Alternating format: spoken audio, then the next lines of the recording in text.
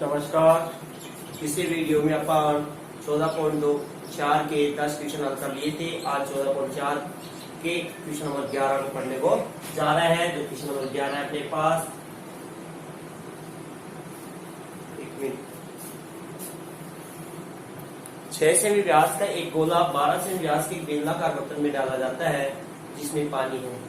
तो बेलन का पानी कितना ऊपर चढ़ जाएगा? 6 सेमी व्यास का एक गोला 12 सेमी व्यास वाले 12 सेमी व्यास के एक बेलनाकार बर्तन में डाला जाता है।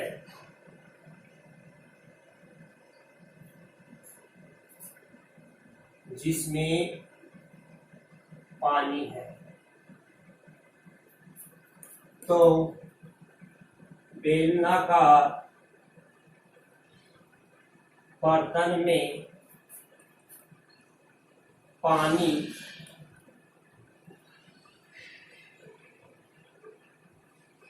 कितने ऊपर चढ़ जाएगा?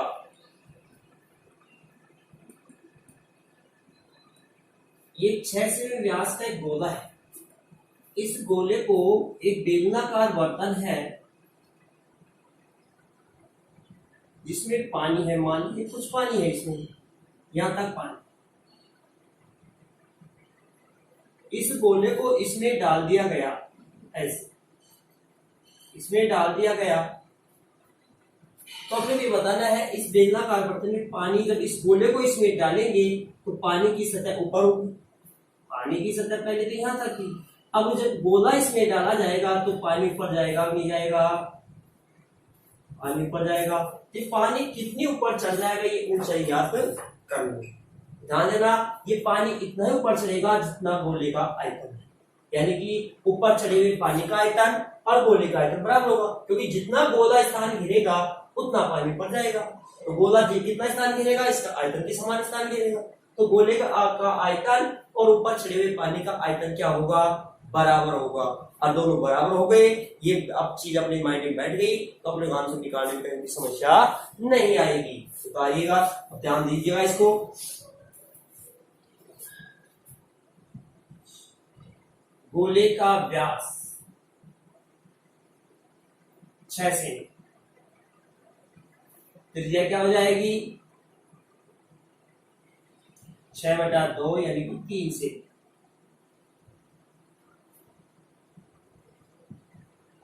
बेलनाकार बर्तन का व्यास 12 सेमी। इसकी त्रिज्या क्या हो जाएगी? 12/2 यानी कि 6 से। ध्यान देना, बेलनाकार बर्तन में ऊपर चढ़े हुए पानी का आयतन बराबर गोले का आयतन।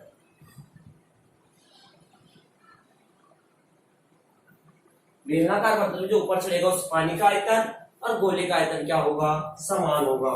तो बेलन का आयतन, ऊपर पानी चलेगा, बेलन का आकार बर्तन चल रहा है इसलिए बेलन का आयतन का फॉर्मूला लगेगा। और गोले का आयतन 4/3 पाई आर क्यूब। पाई का मान मत रखिए आप, पाई को पाई रहने दे। इसकी बेलन की त्रिज्या क्या है अपने पास? 6। तो 6 × 6 ऐसे अपने ज्ञात करनी है। और ये 4/3 पाई ऐसे कैसे? इसकी त्रिज्या क्या है? 3 × 3 × 3। 3 से 3 कैंसिल हो जाएगा और h का मान आप निकालोगे, यहाँ से क्या बचा 4 पाई इंटू 3 और यहाँ से पाई इंटू 6 पाई से पाई कैंसिल हो जाएगा, 3 का भाग देंगे 2 बार, 3 का भाग देंगे 2 बार, 2 दूनी 4 से 4, कुछ नहीं बचा तो 1 से भी ऊपर चलेगा। कितने पर चलेगा, h बराबर 1 से, तो लिखेंगे पानी 1 सेमी ऊपर चलेगा, उतारिएगा इसको।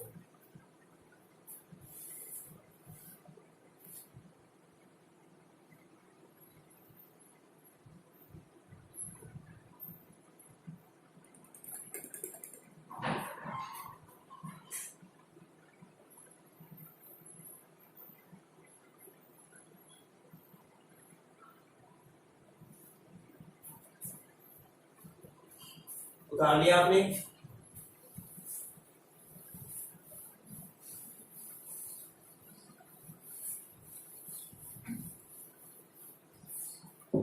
क्वेश्चन नंबर 12 कह रहा है अपने को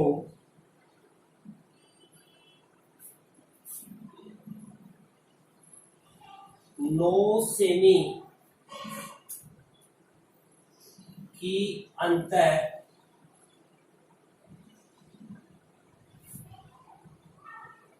त्रिज्या वाले एक अर्धगोलाकार, त्रिज्या वाले एक अर्धगोलाकार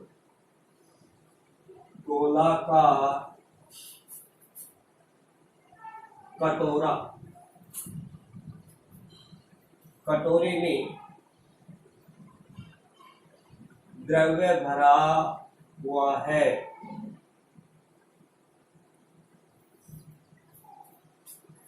इस द्रव्य को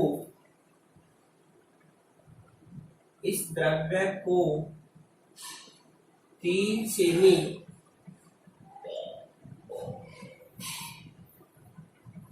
व्यास व 4 सेमी ऊंचाई की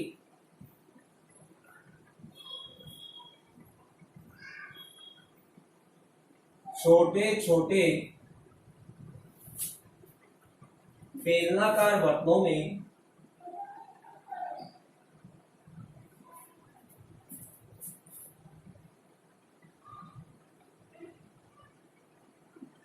डाला जाता है।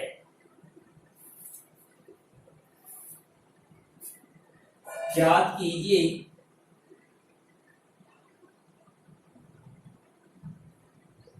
कि कटोरे के पूरे द्रव से, कटोरे के द्रव से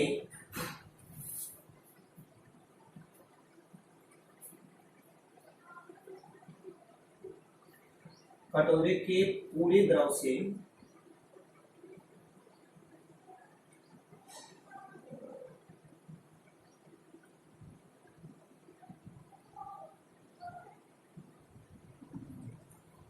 भरने में के लिए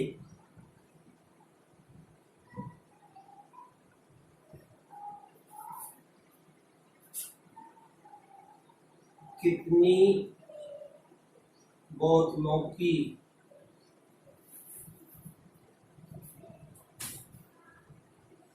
आवश्यकता होगी। ध्यान देना इसको आप समझना। एक 9 सेमी त्रिज्या अंतर त्रिज्या वाले एक अर्धगोलाकार कटोरा है, एक ही अर्धगोलाकार क्या है आपके पास, कटोरा में इसमें द्रव्य भरा हुआ है। इस अर्धगोलाकार कटोरे में क्या भरा हुआ है, द्रव्य भरा हुआ है। इस द्रव्य को 3 सेमी व्यास की और 4 सेमी ऊंचाई की एक बेलनाकार बोतलों में, बेलन के आकार की बोतल है, इस बोतलों में भरा जाता है। इसके द्रव्य को इसमें डाला जाता है बोतलों में, जिसमें इस द्रव्य कटोरे के द्रव्य को भरने के लिए अपने को कितनी बोतलों की आवश्यकता होगी, ये अपने क्या करना है, ज्ञात करना। तो इसका द्रव्य बेलनाकार बोतलों में डाला जा रहा है, तो अर्धगोलाकार कटोरे का आयतन में यदि एक बोतल के आयतन का भाग दे दें तो अपने को बोतलों की संख्या प्राप्त हो जाएगी। तो ध्यान देना, वही संख्या ज्ञात करनी है। संख्या ज्ञात करने का तरीका मैंने आपको बता दिया था, ध्यान दीजिएगा। अर्धगोलाकार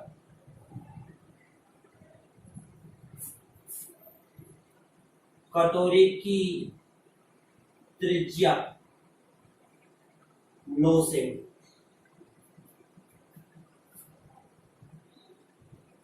और बेलनाकार बोतल का व्यास है 3 सेमी, व्यास तो 3 सेमी, त्रिज्या क्या हो जाएगी 3/2, 3/2 ही रहने दो। और ऊंचाई क्या है 4 सेमी। अब अपने को निकालनी है बोतलों की संख्या, बोतलों की संख्या। तो क्या कहें, गोलाकार कटोरे का आयतन बटा एक बोतल का आयतन।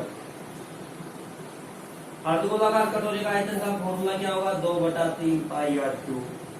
और बोतल बेलनाकार है तो पाई आर स्क्वायर एक्स।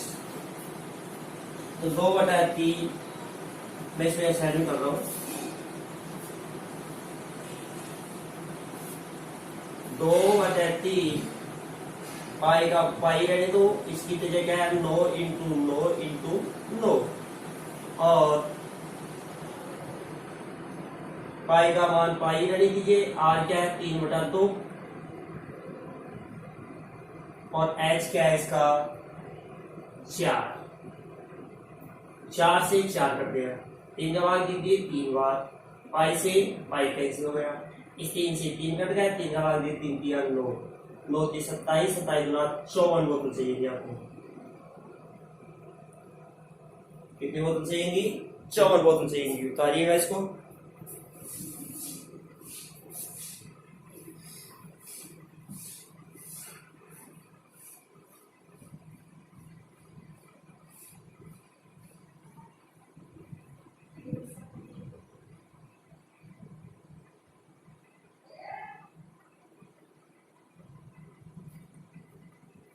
उतार लियोगे आपने इसको।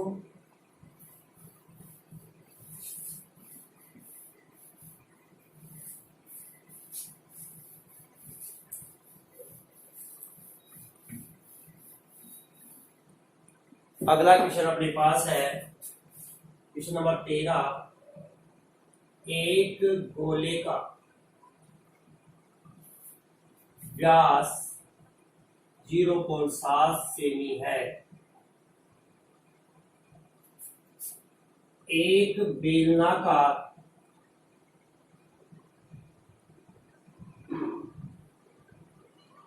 टंकी से 3000 गोले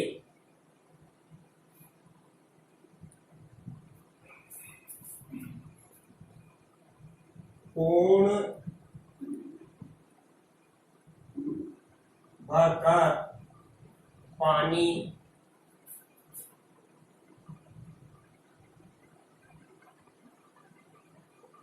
बाहर निकाला जाता है तो टंकी से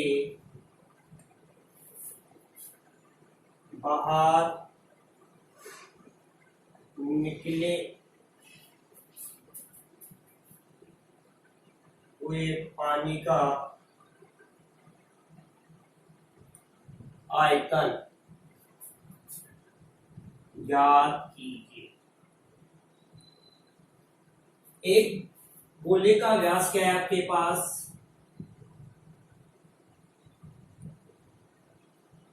0.7 से,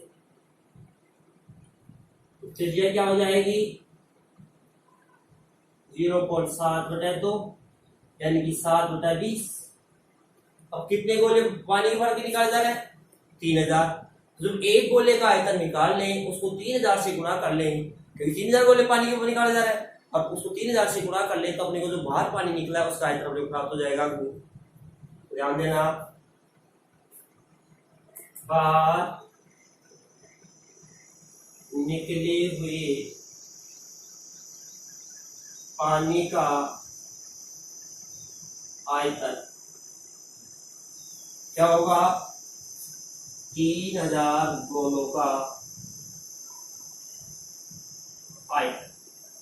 और बाहर जो पानी निकलेगा उसका आयतन क्या होगा? 3000 गोलों के आयतन के बराबर होगा, क्योंकि 3000 गोले तो पानी बाहर निकाला जा रहा है। तो ध्यान दीजिएगा 3000 और गोले का आयतन का फॉर्मूला क्या है? 4/3 पाई आर क्यूब। 3000 ऐसे कैसे? 4/3 पाई का मान 22/7। आर क्या है? 7/20। 7/20 और 7/20। अब कर लीजिएगा, 7 से 7 कर दी, 3 का भाग दे कितने बार जा रहा है? 1000 बार। 1 2 3 शून्य से 1 2 3 शून्य कर दी। 2 का भाग दे कितनी बार? 11 बार। 2 का भाग दिए 2 बार, 2 से 2 कैंसिल हो गए। अब गुणा कर लीजिए, अपने पास 11 को 7 से करेंगे 77, 77 इंटू 7, 7 7 49, 4 49 और 4 53 से में क्यूब आपका पानी बाहर निकलेगा। उतार लीजिएगा।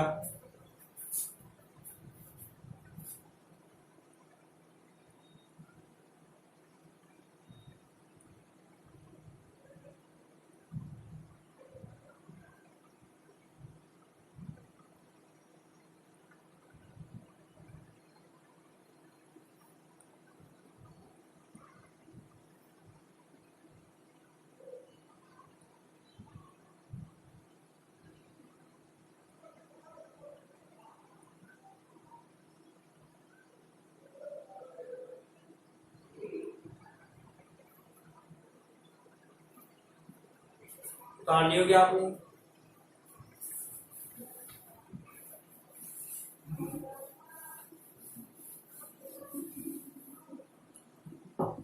क्वेश्चन नंबर 14 है आपका,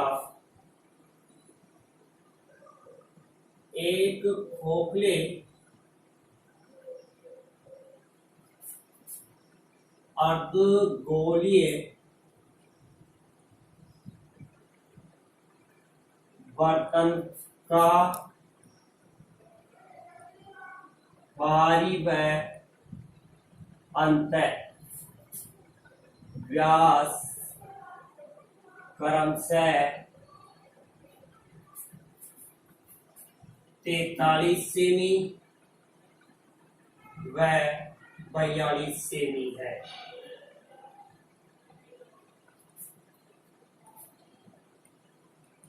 बर्तन पर रंग करवाने का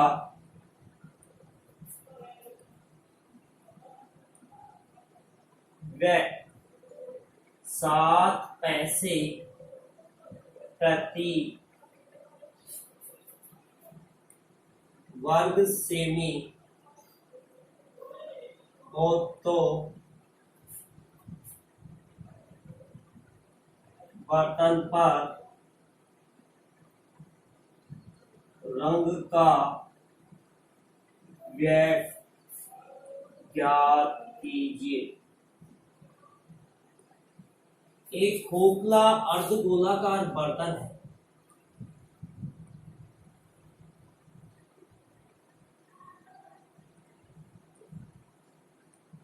एक खोखला अर्धगोलाकार बर्तन है, इसकी बाहर की त्रिज्या और अंतर त्रिज्या ज्ञात कीजिए। बाहर की और अंतर त्रिज्या आपने दे रखी है। इस पे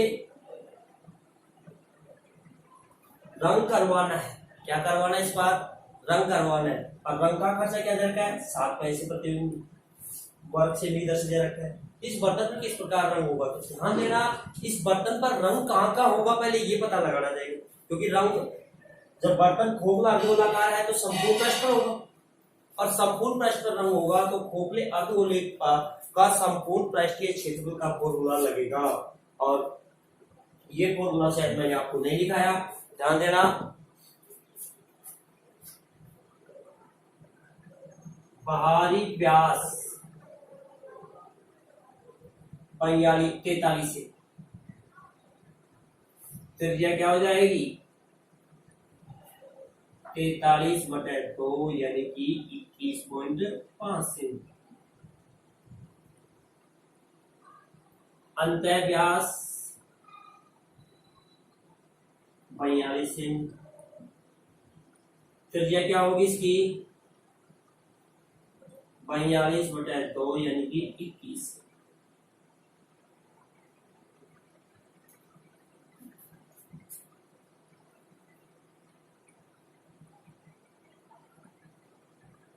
खोखले अर्ध गोले का संपूर्ण पृष्ठीय क्षेत्रफल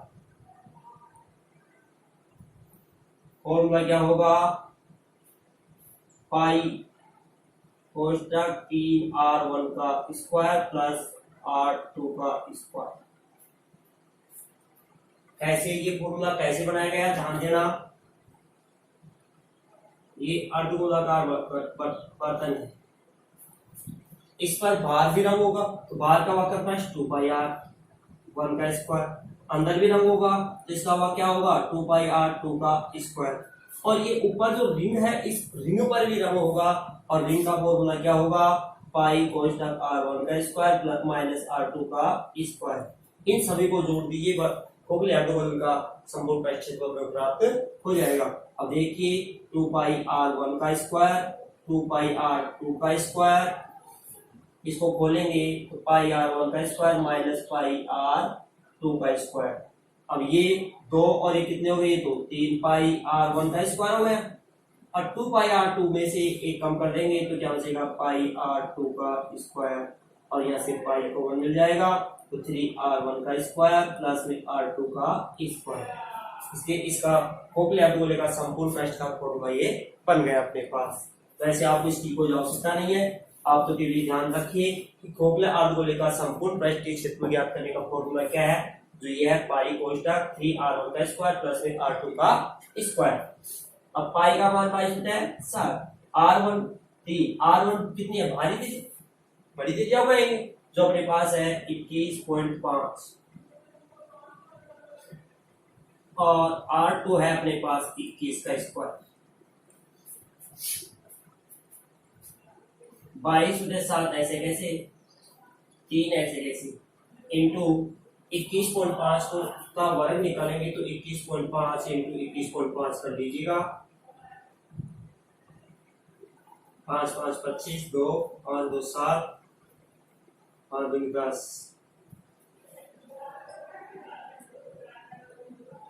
5 2 10 और 1 3 4 5 2 2 6